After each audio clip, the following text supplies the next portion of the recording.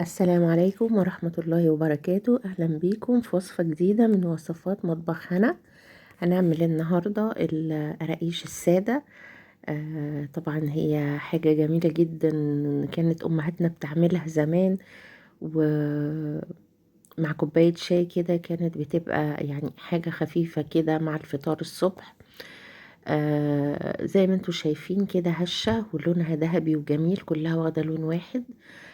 ومقاديرها سهلة جدا وبسيطة. هو أنا بصراحة عاملة القراقيش دي لأني طالعة بيها العمرة، فيا رب يكتبها لكل حد يشوف الفيديو ده بإذن الله. آه، حبيت بس إني أصور معاكم الطريقة بتاعتها، لأني بصراحة طلعت رهيبة رهيبة جميلة جدا. زي ما انتوا شايفين كده اللون والقوام بتاعها كل حاجتها حلوة جدا ومقاديرها بسيطة. هنعمل كيلو دقيق واحد بس. هقول لكم المقادير بتاعة القراقيش وأنا شغالة. أنا في الأول هنخل الدقيق. معايا كيلو دقيق متعدد الاستخدامات، جميع الاستخدامات. هبتدي أنخله في بولة شوية بشوية زي ما انتم شايفين كده. عايزة أقول إن القراقيش السادة دي إدمان ما يعني في ناس ما بتعرفش تشرب الشاي إلا لما يكون جنب كوباية الشاي قرقشتين زي زمان كده. هخلص نخل كيلو الدقيق وهنشوف اهم حاجه إن نخل الدقيق لازم، يعني اي حاجه بنعملها معجنات لازم ننخل الدقيق اولا. نسبه الهواء اللي بتدخل فيه بتساعد على نجاح الوصفه، سواء كيكه سواء اي حاجه معجنات لازم ننخل الدقيق. زي ما انتوا شايفين انا كده نخلت الدقيق. هنبتدي بقى نحط الاضافات عليها. اول حاجه هحطها نص معلقه ملح، زي ما انتوا شايفين، معلقة صغيرة، نص معلقة صغيرة ملح. هنزل بقى بمعلقة كبيرة بيكنج باودر، الكيس كان فيه معلقة تقريبا. هضيف معلقة ونص خميرة فورية، معلقة كبيرة ونص، يعني هي معلقة الأكل، معلقة كبيرة ونص خميرة فورية. وأربع معالق سمسم متحمص، 4 معالق سمسم متحمص. تقدري طبعا الكميات دي تقلليها بكمية السمسم، تقلليه زي ما انت حابة. ده الشمر وينسون انا طحنتهم في المطحنة، وهحط منهم حوالي معلقتين كبار على الدقيق بالشكل ده. كمان عندي معلقتين سكر بودرة علشان الخميرة تتفاعل معايا بالشكل اللي انتوا شايفينه ده. وكمان في مكون حلو قوي بيخليها هشة وجميلة، هنحط معلقتين نشا بالظبط. بس كده هنقلب بقى كل المكونات الجافة اللي احنا ضفناها لبعض دي كويس قوي، بحيث ان اوزع كل المكونات مع الدقيق. هنيجي بقى دلوقتي لمرحلة السمن. يعني تقدري تعمليها بطريقتين، يا اما بسمنه خالص هتبقى ناعمه جدا، يا اما كوبايه سمن وكوبايه زيت زي ما انا عملت كده. انا دفيت السمن وحطيت عليها كوبايه الزيت زي ما انتم شايفين، وهضيف الخليط ده على الدقيق. تقدري تعمليها بزيت بس، تقدري تعمليها بسمنه بس، وتقدري تعمليها بخليط زيت وسمن زي ما انتم شايفين. يبقى كيلو دقيق اخد مني كوبايتين سمن، كوباية الشاي اللي هي المج الازاز اللي احنا بنشرب فيه الشاي. هبتدي اقلب بقى كده كويس قوي الدقيق مع السمن. احنا القراقيش مش بتتعجن، يعني احنا مش عايزين الجلوتين بتاع الدقيق يطلع علشان تبقى معانا ناعمة وتبقى حلوة، ما يبقاش فيها عرق. فاحنا هنبس كده، احنا بنعمل عملية بس للدقيق مع السمن بالشكل ده كده لغاية لما هحس، يعني المرحلة دي مهمة جدا على فكرة، لغاية لما هحس ان كل الدقيق، كل ذرات الدقيق اتشربت بالسمن، والعجينة لما امسكها في ايدي تلم كده زي ما انتوا شايفين كده. كده بقى هنبتدي نعجن بالاول بكوباية لبن. المفروض ان احنا هنعجنها بكوبايتين لبن او كوبايتين ميه او كوبايه لبن وكوبايه ميه. انا هعمل كده.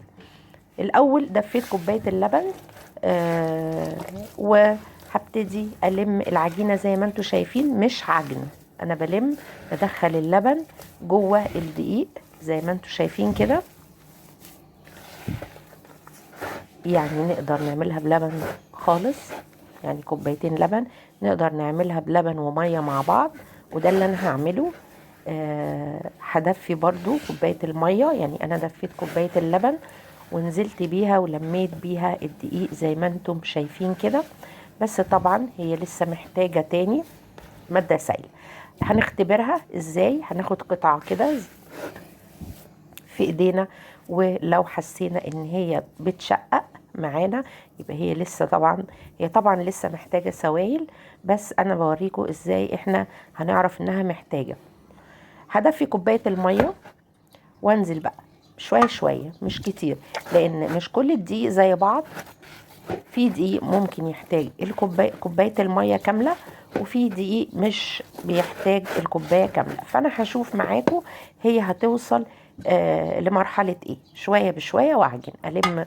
مش هعجن، بلم زي ما انتوا شايفين كده، بلم كده المادة السايلة بتلم معايا العجين، وكل شوية بختبرها. طول ما هي بتشقق معايا لما بلفها في ايدي كورة كده يبقى لسه محتاجة سوائل تاني. هنشوف كده العجينة زي ما انتم شايفين طرية وناعمة جدا جدا اهو.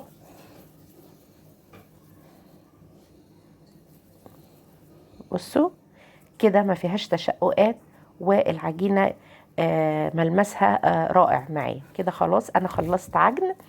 يبقى انا اخدت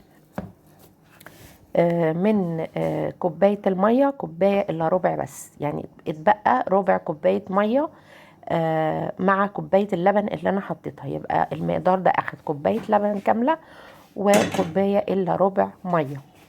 طبعا الحاجة دافية. هغطيها بفوطة واسيبها، انا مش هسيبها تخمر، انا بس هسيب العجينة ترتاح، لان انا هسيبها تتخمر في الصينية بعد ما اقطعها. هبتدي بقى اخد قطعة عجين بعد ما ارتاحت العجينة وابططها كده بايدي. احاول اجيب النشابة افردها كده بحيث ان النشابة تخليها كلها سمك واحد، وابتدي ارصها في الصينية او في الصاج من غير اي مدهن اي حاجة في الصينية، او احط ورقة زبدة او اي حاجة، لان هي فيها كمية دهون عالية جدا، فما تخافيش مش تلزق ولا اي حاجة. بالشكل ده تقدري بقى تتحكمي في السمك بتاعها، تخليها اتخن من كده، تخليها ارفع من كده. انا حابه السمك ده، وحابه التخن بتاعها كده بالطريقه دي، لان طبعا انا هاخدها معايا في السفر، فحابه ان هي تتحمل ما تتكسرش لو عملتها رقيقه عن كده شويه او السمك بتاعها اقل.